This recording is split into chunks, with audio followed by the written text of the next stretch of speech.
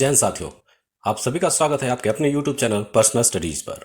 साथियों, आज इस क्लास में हम MS एक्सेल से संबंधित 50 बहुत ही महत्वपूर्ण प्रश्न देखेंगे जो आपकी लेखपाल या फिर कांस्टेबल आदि की परीक्षा की तैयारी कर रहे हैं तो उसमें काफ़ी महत्वपूर्ण होंगे। तो आइए शुरू करते हैं।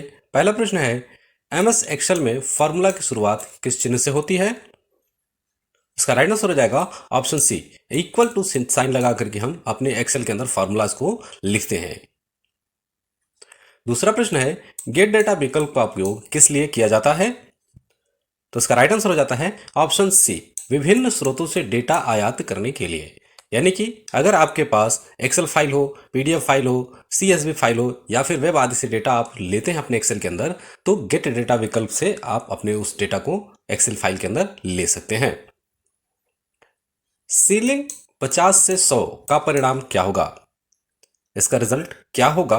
तो सही आंसर है 100, ऑप्शन बी राइट आंसर क्या होगा? 100। तो सीलिंग हमेशा ऊपर की संख्या देता है और यह दी गई संख्या को अगले मल्टीपल तक बढ़ाता है। तो 50 का अगला मल्टीपल 100 होगा, तो इसलिए इसका आंसर क्या है? 100। फ्लोर 2912 का परिणाम क्या होगा? तो उसका राइट आंसर हो जाएगा 24, ऑप्शन ए राइट आंसर क्या है? 24। तो फ्लोर जो है कि नीचे की संख्या देता है, तो 29 से छोटा आपका 12 का मल्टीपल 24 होगा, इसलिए इसका उत्तर क्या होगा? 24 होगा। एक्सेल में डिव जीरो एरर कब आता है? उसका राइट आंसर है ऑप्शन बी, जब भी किसी संख्या को हम शून्य से भाग देते हैं तो डिव जीरो एरर आता है। कंट्रोल 9 का उपयोग क्या है? साथियों, कंट्रोल 9 का उपयोग क्या होता है? तो सही उत्तर है रो हाइड करना। रो को हाइड करना है तो आप कंट्रोल 9 करना होगा, और उसको शो करना होगा तो कंट्रोल शिफ्ट 9 करना होगा, जिससे कि रो आपकी अनहाइड हो जाती है। हाइपरलिंक जोड़ने की शॉर्टकट की क्या है? तो इसका राइट आंसर है कंट्रोल की, ऑप्शन बी सही उत्तर हो जाता है कंट्रोल की। काउंट और काउंटे में क्या अंतर है? उसका सही जवाब होगा काउंट नंबर्स गिनता है और काउंटे जो है कि नॉन एम्प्टी सेल्स को गिनता है। काउंटे क्या करता है? नॉन एम्प्टी सेल्स को, उसके अंदर सेल में जो खाली होंगे सिर्फ उनको काउंट करता है कि नॉन एम्प्टी कौन कौन है। क्विक सॉर्ट का मतलब क्या होता है? क्विक सॉर्ट, इसका राइट आंसर हो जाएगा एक कॉलम को जल्दी से सॉर्ट करना। तो क्विक सॉर्ट सिंगल कॉलम के लिए होता है और यह असेंडिंग या डिसेंडिंग दोनों तरीके से काम करता है, और ये जो है कि आपका डेटा टाइप में मिलता है। एक्सेल में इंसर्ट रो कहाँ जुड़ती है?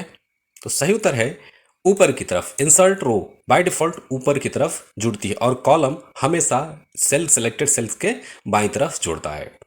वीलुकअप का उपयोग किस लिए होता है? साथियों, वीलुकअप का उपयोग किस लिए होता है? तो सही उत्तर है कॉलम्स में खोजने के लिए। कॉलम्स में खोजने के लिए, वी मीन्स वर्टिकल लुकअप्स, तो वर्टिकल लुकअप्स के लिए कॉलम में खोजने के लिए यूज होता है। एक्सेल में लाइन चार्ट का उपयोग किस लिए होता है? तो सही उत्तर है ट्रेंड दिखाने के लिए। ट्रेंड को दिखाने के लिए लाइन चार्ट का यूज किया जाता है। एक्सेल में शीट टैब्स कहां होते हैं?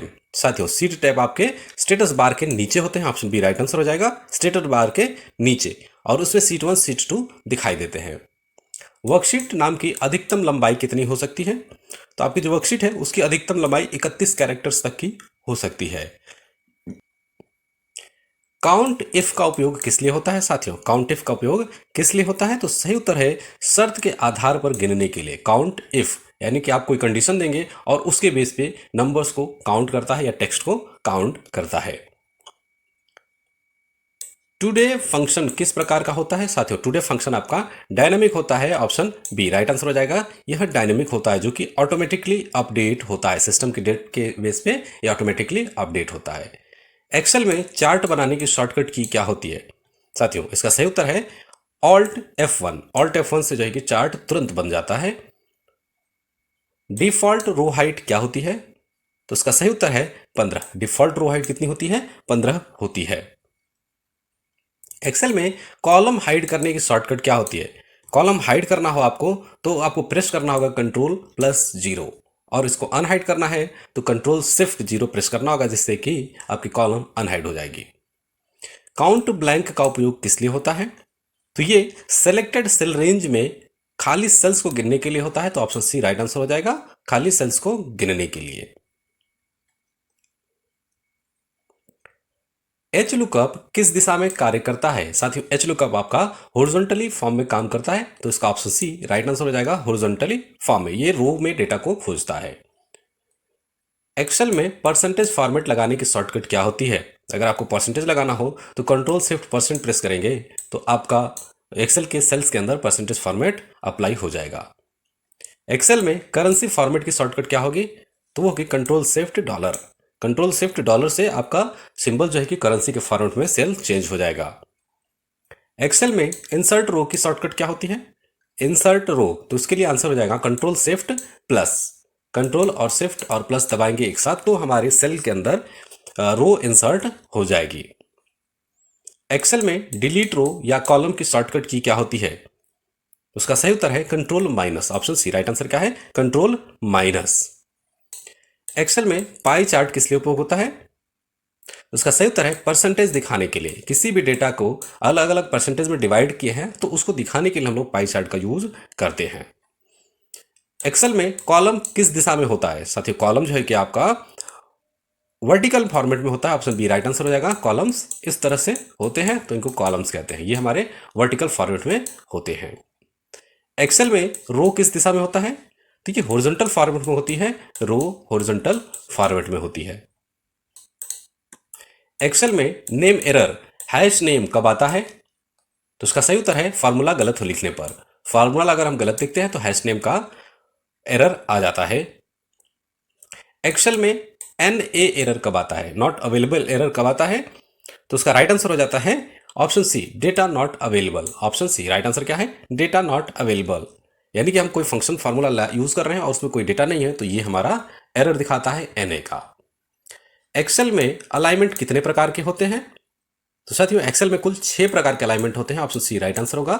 6 प्रकार के, जो कि 3 वर्टिकल और 3 जो है कि हॉरिजॉन्टल अलाइनमेंट्स होती हैं। तो वर्टिकल में आपके टॉप, मिडिल और बॉटम होंगे और हॉरिजॉन्टल में लेफ्ट, सेंटर और राइट होता है। तो एक्सेल में कुल 6 प्रकार के अलाइनमेंट्स होते हैं। एक्सेल में डिफॉल्ट कॉलम विड्थ क्या होती है? उसका राइट आंसर हो जाएगा ऑप्शन बी 8.43। 8.43। एक्सेल में क्विक सॉर्ट कहाँ मिलता है?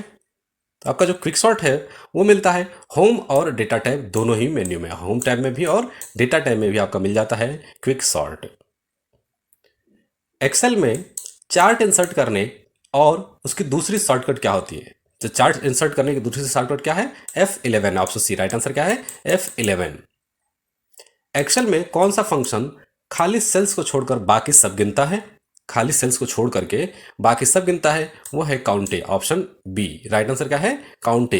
ये नॉन एम्प्टी सेल्स को गिनता है, यानी कि सेल के अंदर कुछ भी लिखा हुआ होगा उसको ये काउंट कर लेता है। एक्सेल में ऑटो सम का उपयोग किस लिए होता है? साथियों, ऑटो सम का उपयोग नंबर्स को जल्दी से जोड़ने के लिए करते हैं। तो ऑप्शन बी राइट आंसर हो जाएगा। नंबर्स को जल्दी से जोड़ने के लिए किया जाता है। एक्सेल में सेल एड्रेस क्या होता है? तो सेल एड्रेस आपका रो और कॉलम का कॉम्बिनेशन होता है। रो और कॉलम का कॉम्बिनेशन होता है जिसमें कि पहले कॉलम का नेम और फिर बाद में उसके रो का नंबर होता है, और ये जो है कि यूनिक लोकेशन को बताता है जो फॉर्मूला में आपके यूज किया जाता है। एक्सेल में ऑब्सोल्यूट रेफरेंस का चिन्ह क्या होता है? इसका सही आंसर है ऑप्शन सी डॉलर सिंबल जो है कि एब्सोल्यूट रेफरेंस का चिन्ह होता है। यानी कि किसी भी सेल के नेम में हम लोग डॉलर लगा लेंगे तो वो एब्सोल्यूट बन जाता है। अब जिसको कॉपी करने पर बदल नहीं पाता है और वो जो है कि वही फिक्स बना रहता है एड्रेस। एक्सेल में रिलेटिव रेफरेंस क्या होता है? ये कॉपी करने पर बदलता है। रिलेटिव रेफरेंस क्या होता है? कॉपी करने पर बदल जाता है। जैसे A1 को B1 हो जाएगा, C1 हो जाएगा, ऐसे। एक्सेल में मिक्स्ड रेफरेंस का उदाहरण कौन सा है? तो इसका सही उत्तर है ऑप्शन सी $A1 या फिर $1। इसमें कि पहले ए यानी कि कॉलम फिक्स्ड हो जाएगी और इसमें हमारा रो फिक्स हो जाएगा। यानी कि हम कॉपी करेंगे तो इसमें रो का संख्या बदल सकता है और इसमें कॉलम का नेम बदल सकता है। एक्सेल में इफ फंक्शन का उपयोग किस लिए होता है? तो इसका सही उत्तर है कंडीशन को चेक करने के लिए। ऑप्शन बी राइट आंसर क्या है? कंडीशंस को चेक करने के लिए। एक्सेल में मैक्स फंक्शन क्या काम करता है? तो ये जो है कि सबसे बड़ा मान देता है, आपके सेलेक्टेड रेंज में जो सबसे बड़ी वैल्यू होगी उसको देता है मैक्स फंक्शन। एक्सेल में मिन फंक्शन का क्या काम है? तो इसका सही उत्तर है स्मॉलेस्ट वैल्यू को देना, ऑप्शन बी। राइट आंसर क्या है? Smallest value. जितनी भी रेंज है उसमें से जो सबसे छोटी वैल्यू होगी उसको मेन फंक्शन बताता है। एक्सेल में एवरेज फंक्शन का क्या काम है? एवरेज आपका औसत निकालता है, ऑप्शन सी। राइट आंसर क्या हो जाएगा? औसत निकालता है। एक्सेल में कौन सा फंक्शन टेक्स्ट को जोड़ता है? तो साथियों, टेक्स्ट को जोड़ने वाला फंक्शन आपका कंकॉर्डिनेट होता है, ऑप्शन बी। राइट आंसर क्या है? कंकॉर्डिनेट, जो कि दो अलग अलग सेल्स के टेक्स्ट को एक सेल में ज्वाइन करके देता है। एक्सेल में रैप टेक्स्ट का उपयोग क्या होता है? साथियों, रैप टेक्स्ट आपके टेक्स्ट को सेल में मल्टीपल लाइंस में दिखाता है। जो भी हम लोग सेल लिखे हैं, सेल के अंदर जो टेक्स्ट लिख रहे होंगे उनको वो मल्टीपल लाइंस में करके दिखाता है। एक्सेल में मर्ज एंड सेंटर का उपयोग क्या होता है?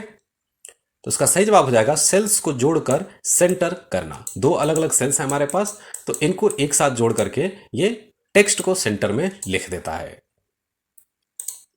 एक्सेल में फ्रीज पेन्स का उपयोग क्या होता है? तो इसका सही उत्तर है कॉलम और रो को फिक्स रखना। रो और कॉलम को फिक्स रखना फ्रीज पेन्स का उपयोग होता है। एक्सेल में फिल्टर का उपयोग क्या होता है? तो साथियों, फिल्टर का उपयोग होता है डाटा को छांटना, ऑप्शन बी। राइट आंसर क्या है? डेटा को छांटना, यानी कि हमारे पास जितने भी डेटा है उनमें से किसी पर्टिकुलर डेटा को निकालना है तो हम फिल्टर का यूज करते हैं, तो ऑप्शन बी राइट आंसर हो जाएगा। 50वां और इस वीडियो का लास्ट प्रश्न है साथियों, एक्सेल में सॉर्ट का उपयोग क्या होता है? तो सॉर्ट का उपयोग होता है डेटा को अरेंज करना, ऑप्शन बी। राइट आंसर क्या है? डेटा को अरेंज करना। इसको हम असेंडिंग ऑर्डर में या फिर डिसेंडिंग ऑर्डर में, और अगर अल्फ़ाबेट से हमें सॉर्टिंग करनी है तो वो अल्फ़ाबेटिकल A to Z या फिर Z to A सॉर्ट होता है। तो साथियों, आज के क्लास में बस इतना ही। अगर हमारी क्लास पसंद आई हो तो इसे लाइक कीजिए, चैनल को जरूर सब्सक्राइब कीजिए।